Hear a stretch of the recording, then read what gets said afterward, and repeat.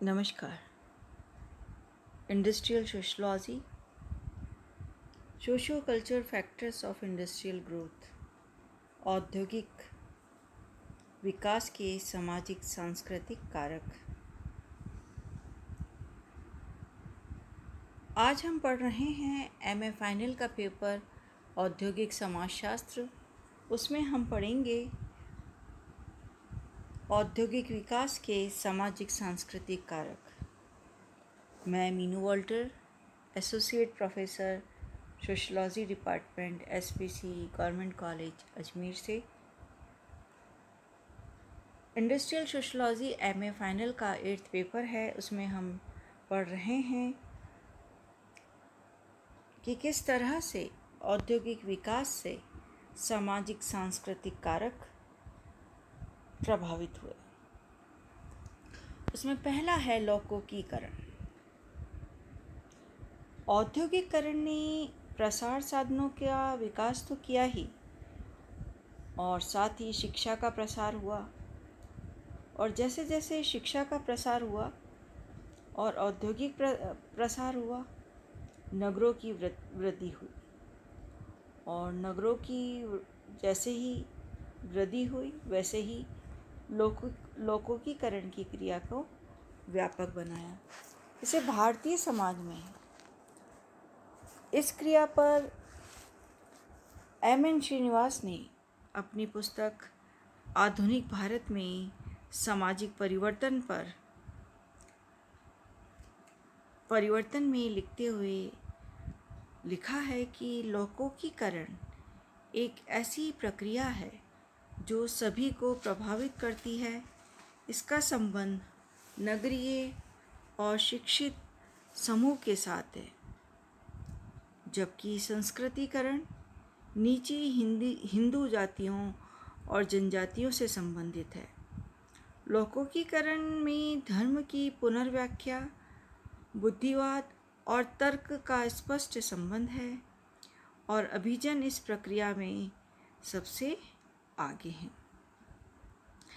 क्योंकि हम देखते हैं कि जो भारतीय समाज है वो हमारा हिंदू धार्मिक आचरण में पवित्रता की धारणा एक प्रमुखता से रही है। इसी आधार पर विभिन्न जातियों में दूरी निश्चित होती है कि किससे स्पर्श का, विवाह का और भोजन का संबंध रखना है, और किससे इन तीनों का संबंध नहीं रखना है। क्योंकि प्रत्येक हिंदू के जो सामान्य जीवन है उसमें पवित्रता अपवित्रता की धारणाएं पाई जाती हैं, और इन धारणाओं से जो कार्य जुड़े हैं वो पुराने स्वयं से ही कई कार्य स्वयं नहीं किए जा सकते। जैसे स्वयं सेफ्टी रेजर से दाढ़ी बनाना ब्राह्मणों के लिए अनुचित था। स्त्रियों जो थीं वो पुरुषों से अधिक कट्टर थीं। उच्च जातियों में ब्राह्मण सबसे कट्टर थे।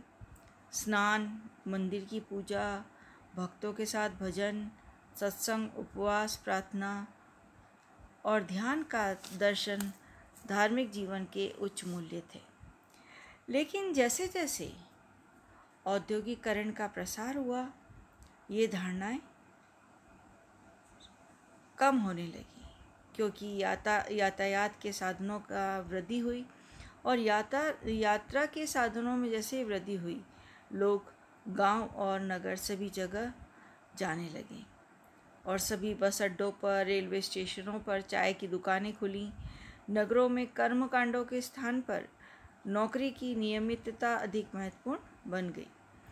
व्यक्ति ने दोहरे मूल्य को अपना लिया। जब वह दफ्तर में जाता तब तो वो धर्मनिरपेक्ष बन जाता था, और जब वो घर में आता तब वो धर्म और जाति को मानने वाला बन जाता था। यानी हम ये देखते हैं कि औद्योगिकरण ने किस तरह से लोगों को प्रभावित किया, किस तरह से लोग अपने दोहरे मूल्यों को अपनाने लगे।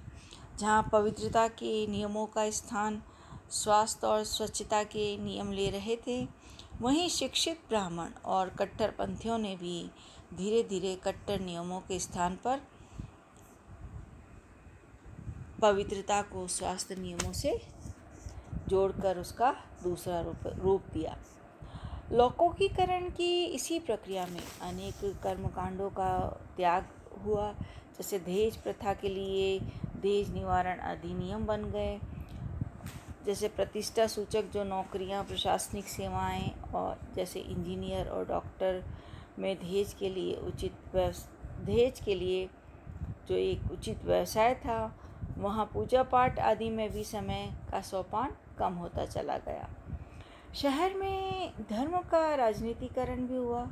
प्रसारण के नए साधन जैसे पुस्तकें, रेडियो, टेलीविज़न और परंपरागत धार्मिक भजनों के स्थान पर आधुनिक नृत्यों का आकर्षण भी पैदा हुआ। तो हम देखते हैं कि विश्व के सभी समाजों में, विशेषकर विकासशील समाजों में, औद्योगिकरण के सहवर्ती के रूप में लौकिकीकरण की प्रक्रिया का प्रसार हुआ। उसके बाद हम देखते हैं नगरीय संस्कृति का उदय।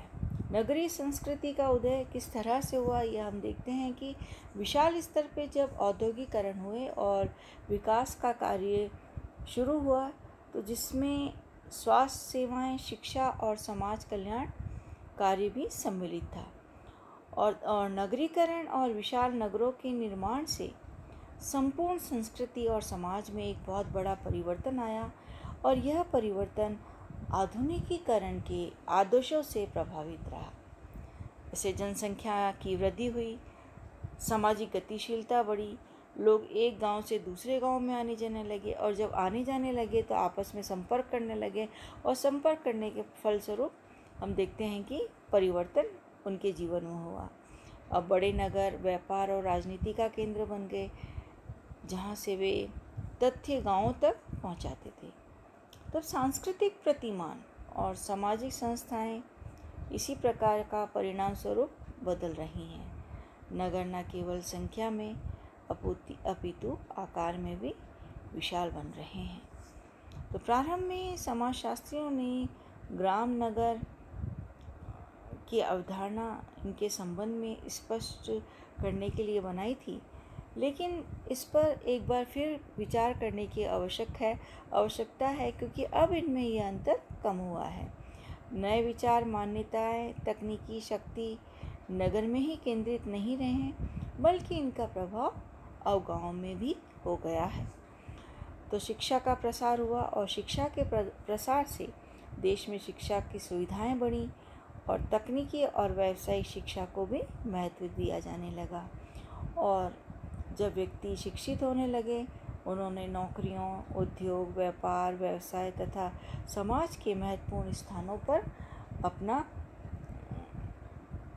स्थान बनाया, और साथ ही समूह की आधुनिकता के आर्थिक और सांस्कृतिक परिवर्तन का स्वरूप निश्चय किया। तो इसमें हम देखते हैं कि औद्योगिकरण का सबसे बड़ा ये एक कारण था। औद्योगिक जीवन में जहाँ जहाँ मजदूरों के वर्ग का उदय हुआ, उनके प्रशिक्षण की व्यवस्था हुई, एक निश्चित विधि हुई, साथ ही मजदूरी को कारखाने के अनुशासन और नगरीय जीवन पद्धति को स्वीकार करना होता है। क्योंकि हम देखते हैं कि भारत में यह प्रक्रिया थोड़ी गति में धीमी रही, और साथ साथ जातिगत व्यवसाय भी महत्वपूर्ण नहीं रहे।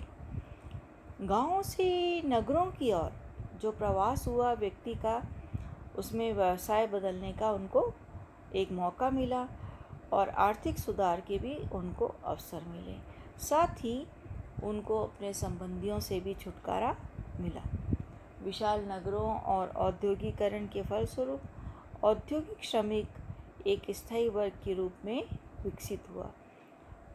यद्यपि इस मजदूर वर्ग का संबंध मूल गांव से तो पूरी तरह टूटा नहीं, लेकिन हम ये देखते हैं कि गांव, पड़ोस और जाति के प्रति भक्ति का स्थान कारखाने के संगठन और साथ करने वाले मजदूरों और नगर के नए पड़ोसियों ने ले लिया। नगरों में जब परिवार एक छोटी इकाई के रूप में बस जाते हैं, तो युवा प्रौढ़ों के प्रभाव और कर्मकांडों के बारे में अधिक नहीं जानते। परंपरागत मनोरंजन का स्थान और सामाजिकरण की व्यवस्था के कारण आधुनिक और अनौपचारिक मनोरंजन की संस्थाओं और स्कूलों के द्वारा किया गया।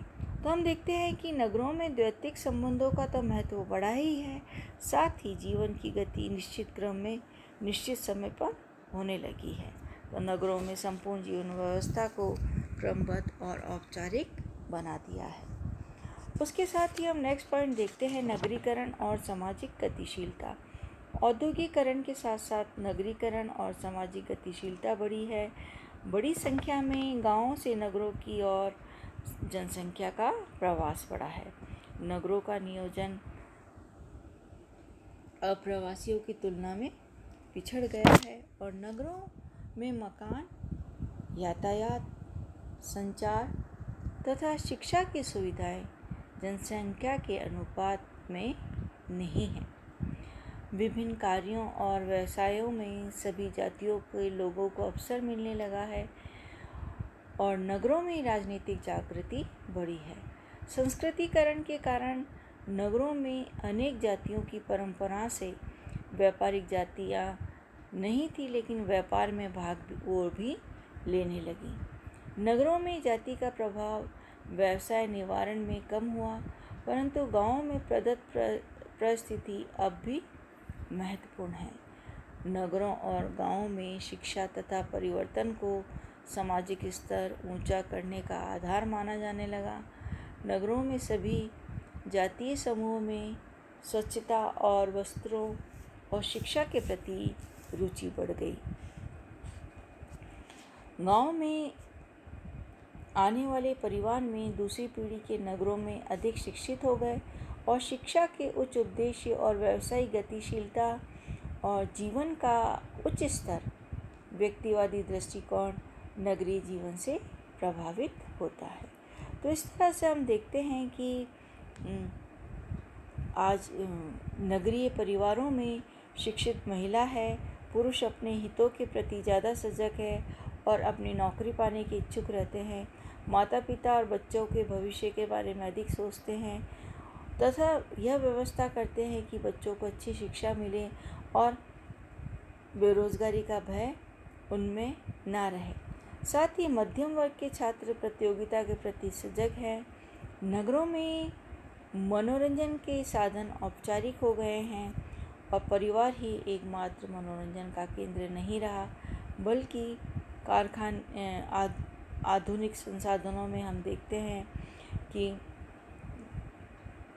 मॉल्स हैं, पिक्चर हॉल हैं, वहाँ लोगों का आकर्षण बढ़ा है।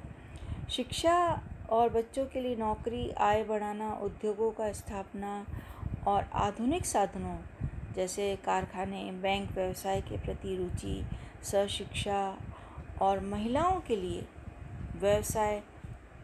व्यवसाय करने के प्रति लोगों का दृष्टिकोण बदला है और ये मुख्य रूप से नगरीय दृष्टिकोण के कारण हुआ है।